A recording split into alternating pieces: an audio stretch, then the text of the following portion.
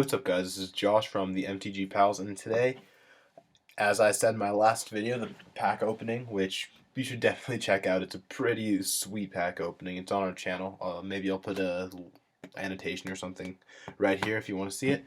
But yeah, as I said there, I was going to do a deck tech of the Solar Flare deck that I ran at the Grand Prix trial on Saturday, and I actually came first with it. So now I'm just going to hop right into the deck tech. Alright guys, so I'm going to start with the mana base of my deck. I'm just going to lay it all out. So to start off, we got 4 Seachrome Coasts to 1 of Dark Slick Shores. Black isn't that prominent in this deck. Next, we have 4 Glacial Fortress. So next we have 4 Isolated Chapels, and then 1 Drowned Catacomb. So that's it for the dual lands. 1 of Cavern of Souls. Next we have Ghost Quarters, so this is a 2 of. Next we have 2 Evolving Wilds, 3 nice Zendikar Plains, 2 Islands, 2 Swamps. So I believe there's a total of 26 lands in this deck, so pretty high. Alright guys, so now we're going to move on to the rest of the main board, the spells in this main board other than lands. Well, lands aren't spells. So starting off, I'm going to talk about some of the cards that kind of keep the deck going. They're like the engine. So first off, 3 Ponder. It's really nice to get like turn 1 or turn 2 Ponder and just set up your next couple turns. Next up we have 1, 2, 3, 4 Forbidden Alchemy. This is one of the best cards in the deck. I don't know, against like Delver, sometimes I'll side out like 2 Ponders and 1 Forbidden Alchemy or something, just so that I can have room to put in all my answers to Delver. Next, we have 1 Nihil Spellbomb. This one's nice and shiny, just why not? This card, I consider it part of the engine of this deck also because of its interaction with Sun Titan.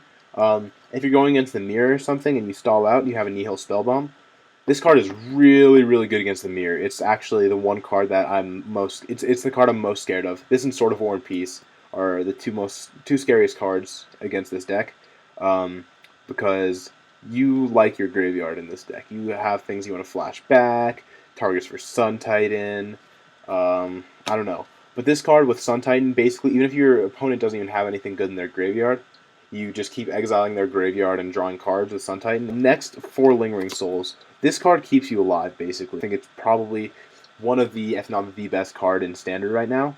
3 Mana Leaks. These Mana Leaks have done their job if your opponent is playing around them, basically. Okay, next, 2 Doomblades, and then 1 Go for the Throat. Next, 2 Oblivion Rings. This card, just Standard. Get rid of your Planeswalker, get rid of just about anything. It's a really good card.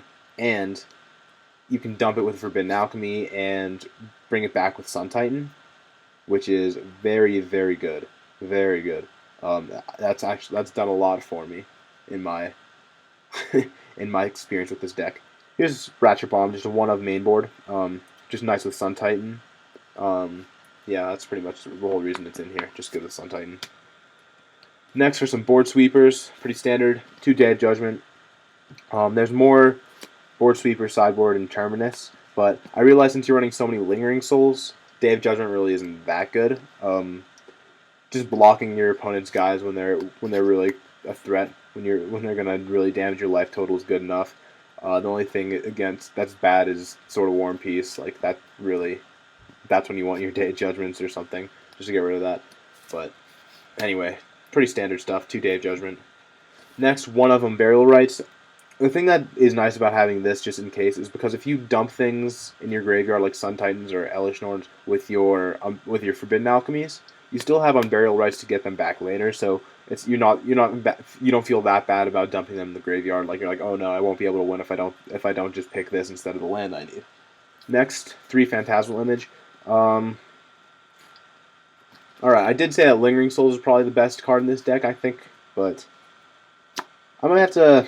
It's a toss-up between that and Phantasmal Image. Phantasmal Image, right now, is so good. It is such a great card. Because it deals with Geist of Saint Traft really well, so they play a turn 3 Geist of Saint Traft, you just kill the Phantasmal Image, and then you can keep like a removal spell up, or Mana Leak, or even though there's only 3, you can at least bluff Mana Leak. I don't know. It's really, really sweet having Phantasmal Image, especially having 3 of them. I was thinking about running 4, but it gets a little clunky.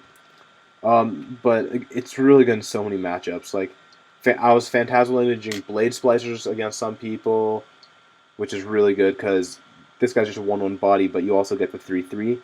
And probably the best thing to Phantasmal Image other than Sun Titan is Strangleroot Geist also, because when he dies with Undying, he comes back, but he doesn't have to be Strangleroot Geist. You can copy a different guy. So this guy is really sweet. He actually, that's part of the reason I'm building a new deck. I mean, I'm gonna still be playing Solar Flare, of course, because it's a really, really good deck. But I might be editing it, and I also making another deck, which I will talk about at some point. But yeah, 3 Phantasmal Image, really, really solid card. Next, the man, 2 Gideon. This guy just keeps you alive. Um, I don't know, he's just really, really good. Just, I don't know what to say. +2, your opponent's creatures have to attack. -2, destroy target tapped creature. And you can even beat down with him as a 6/6. So he can take over a game, really. He has taken over games for me. There was one game where I was killed by my own Gideon, which I'll talk about. But yeah, he's a great card. Next, one of Tamiyo the Moon Sage. At this point, I'm thinking about running 2 of her because she's pretty bad against Delver. So that's the only reason I wouldn't want to run 2. But against a lot of other decks, she is really good. Against red-green aggro, what I've realized a lot of the time is that they're not going to have all that many creatures out because they're scared of Day of Judgment. Because they've really, like, Delver doesn't get blown out as much by Day of Judgment because they have things like Moorland Haunt. But I don't know. I mean, there's Strangleroot Geist. Strangleroot Geist is the one card in the red-green aggro that doesn't get blown out by Day of Judgment. But basically, they're not going to overcommit as much to the board, except with, as I said, Strangleroot Geist. And Tamiyo really can just lock down the couple guys, or she can draw you a bunch of cards in the mirror, or she can, I don't know, she's just really solid in a lot of matchups, and I like Tamiyo a lot. Alright, next, the big guys, 3 Sun Titans. He's also, like, he is basically where this deck started. This deck originally, when it originally came about, for the Innistrad block. I know there was Solar Flare a long time ago, but in terms of Innistrad block, Solar Flare came about because of Liliana of the Veil, and Sun Titan has a really good interaction with her because he can bring back a Planeswalker, which seems great. But in this deck, Liliana's pretty bad. She's really terrible with the mana base. There's not that much black in this deck. There's some removal spells, Unburial Rites, and Flashback for Lingering Souls and Forbidden Alchemy. But Sun Titan is really, really, really good. So, I don't really know what to say. He's the reason that the deck works. And the last card on the main board, Elish Norn. She's Gideon's the man, she's the woman. Like, I've blown out so many aggressive decks with this card. It's just unreal. She's really good. Definitely run at least 1. I was thinking about 2, but 1 seemed enough for me because of Forbidden Alchemy and Ponder. You can just dig for her. And you can use Unburial Rites to get her into the battlefield. She's a really good card, so she gives all your opponent's creatures -2/-2, and all of your creatures +2/+2. She's the reason I actually won in the last game, which I'll talk about at the end if I have time. But, yep, she's really sweet. So that's it for the main board. Alright, so getting into the sideboard, I'm going to try to do this quick because I have to keep it under 15 minutes. So, Nihil Spellbomb's the first card. I already talked about this card. It is really good in the mirror match. It's really good against the Rune Chanter Pike Delver decks, so I advise running this card in your sideboard or main board with this deck. That choice is ultimately up to you. Another Ratchet Bomb. This card is a must against Delver. The flip Delvers have a 0 converted mana cost, so it basically can just blow out Delvers. And also, getting this to 3, you can destroy Geist of Saint Trap and Sword of War and Peace, which is very strong. And it also comes back with Sun Titan. Against red-green aggro, it's actually a pretty bad card, so I definitely wouldn't keep that in against red-green aggro. Against the mirror match, it's actually quite good. Just because your opponent will have a lot of Lingering Souls tokens, so you can get a lot of value out of that.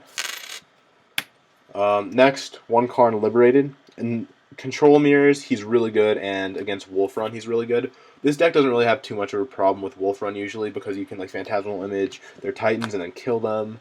Elish Norn is really good because it blows out the Inkmoth Nexus plan. Sun Titan's really good in this mirror. Oblivion Ring's good. Everything, this deck has a lot of answers. Lingering Souls isn't great in that matchup. It's not bad, but it's not great. But Karn Liberate is really good against Wolfrun because you can just exile their big things. Next, 1 Cavernous Souls. So I was considering moving this to the main board because Delver is so popular. It's really good against Delver in the mirror. I've already talked about this card though, so I'm just going to move on. Next, 2 Terminus. This is basically just for extra Wrath effects. The miracle cost of 1 is really nice, but the fact that it goes on your opponent's bottom of their library instead of the graveyard turns off Undying, which I put this in the sideboard mainly for zombies, but I also realized that sometimes I'm just going to want extra Wrath effects against humans or red-green aggro. I mean, Day of Judgment isn't that good against red-green aggro, but you still need to have some sort of board sweep. This is better than Day of Judgment against red-green aggro, actually, because in some situations at least, but mostly because that Wolfear Avenger guy who regenerates. But Terminus, really good card. Gets around regenerating, gets around Undying. It's just really solid. I'll talk about this card if I probably won't have time to do it in this video, but I'll talk about my matchups in another video. Next, one-timely reinforcements. Might want to make this 2. Really good card. I don't know. Gain 6, get 3 soldiers for 3. Seems really strong. Most of the time you're going to have less life and less creatures than your opponent, so it's a very good card. 2 Celestial Purge. This is one card that I should not have played in my sideboard. It took up unnecessary room. I never played it, actually. I actually sided it in once and realized that it wasn't very good even in that matchup. I sided in against the Mirror because he was running Sorin, Lord of Innistrad. But I had other answers to Sorin, like killing it with Lingering Souls. So Celestial Purge was decent, but not the best. Unless you know that you're going to be seeing a lot of zombies, I don't recommend Celestial Purge. That's something I would change from this deck. Okay, next, 2 Negate. This card is very, very strong in the mirror match. It's decent against Delver. It's just so good in the mirror match, and against other mid-range / control decks, you kind of have. It's very important to run Negate, in my opinion, in your sideboard. I think it's one of the better sideboard cards, one of the more used. This card is my answer to Sword of War and Peace, Divine Offering. This Sword of War and Peace is very, very difficult to deal with in red-green aggro if you don't have an early Divine Offering. So you have to, in my opinion, you have to run at least 2 of these if you want to, unless you have other answers to Sword, which my deck doesn't really. You have to run some Divine Offerings, and it's just instant speed, destroy target artifact, you gain life equal to its mana cost. Basically, everything you want against Delver. You gain life, it's instant speed, so they have to use their counters on their turn, and you destroy their swords. Seems pretty good. Last, just an extra Doomblade against creature matchups or Wolf Run, basically. Most of the time, I'll be taking out a Ratchet Bomb unless it's against Delver. Against Delver, I often take out things like Tamio for it. I don't know. In terms of what you want to take out of the main board, that's up to you. It's kind of difficult for me to tell you what to take out. But yeah, that's it for this deck. I hope you enjoyed this deck tech. Hopefully it'll all fit into one video, but we'll see about that. And I will talk about my matchups in another video, and I will talk about other things, hopefully. So I will see you guys next time. Bye.